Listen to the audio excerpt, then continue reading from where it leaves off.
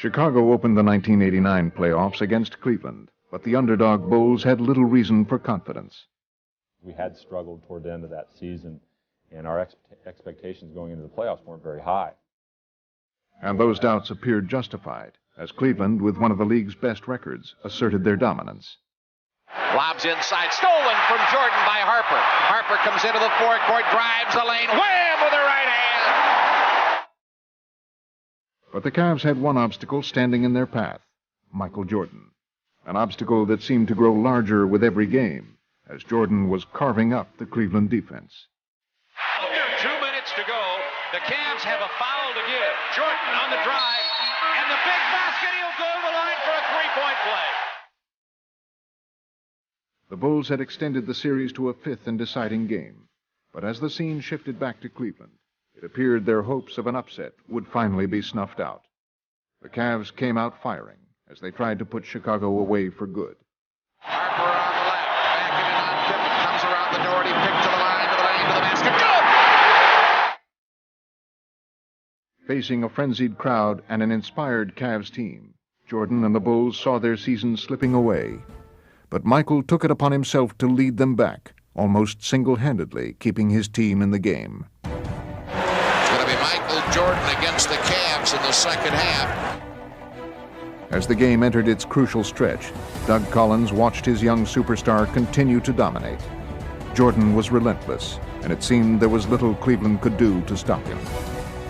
Jordan at the top of the key, to the lane, throws it up, good off the glass. And Michael Jordan with 35, and Lenny Wilkins, Cavaliers, who have led most of the way, now trail.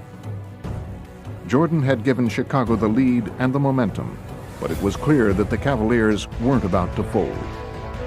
Harper to the line, Harper to the lane, out on the left side, Elo for three, got it! And the Cavs lead 98-97. Game 5 was coming down to the final seconds, and there appeared to be little question as to who would get the ball for Chicago.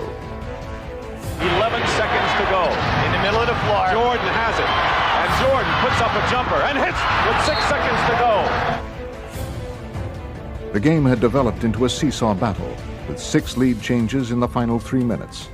And now it was Cleveland's turn to respond, as they tried finally to deliver the knockout blow. 6 seconds left. Elo looks. Elo into Nance. Back to Elo. He drives. He scores! Elo drove it right down the wing and scores! 100-99 with 3 seconds to play. Right at the end, Cleveland kind of looked at us on the bench like, okay, you guys are done. The Cavs were just 3 seconds away from eliminating the upstart Bulls and advancing to the next round. But those 3 seconds would have an impact for years to come. It would be a defining moment, not only for Jordan, but for the Chicago and Cleveland franchises. And it all came down to one shot. The inbounds pass comes into Jordan. Here's Michael at the foul line. A shot on Elo. Good! The Bulls win! They win it! It's funny how when your backs are a little bit to the wall, that all comes down to a 5-game series. In that case, comes down to the last second shot and how much it elevated our morale as a team. When Michael was able to hit this miraculous shot with Craig Elo all over him, that was big. That was really big. That really propelled us to another level. When he hit that shot, I mean, he jumped high many times, but he jumped higher.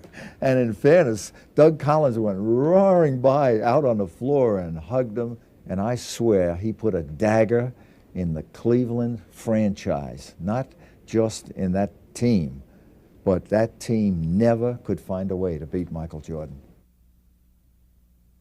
Now, I thought you weren't supposed to be feeling so well coming into today's game. You know, a lot of people put a lot of pressure on me, and I still couldn't concentrate and make my free throws, but I didn't have to take a free throw in the last shot. It was a shot. I felt comfortable. We came in, we stuck tough, we hung right in there, gave ourselves a chance to win, and we won the ball game. As we take a look at this replay, now you're not one to do an awful lot of boasting, but you had some boasts to make to a few Chicago writers about this series. A lot of people put us out of this whole series, and you know, I opened my mouth a little bit, and I challenged the guys, I challenged myself, and said we could win in 4.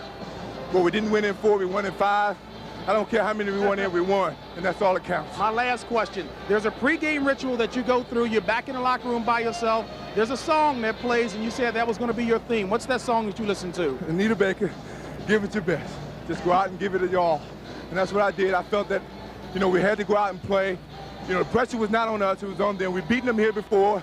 We just wanted to duplicate that again, and we did it. And the Big Apple waits for you. We're going to New York, baby.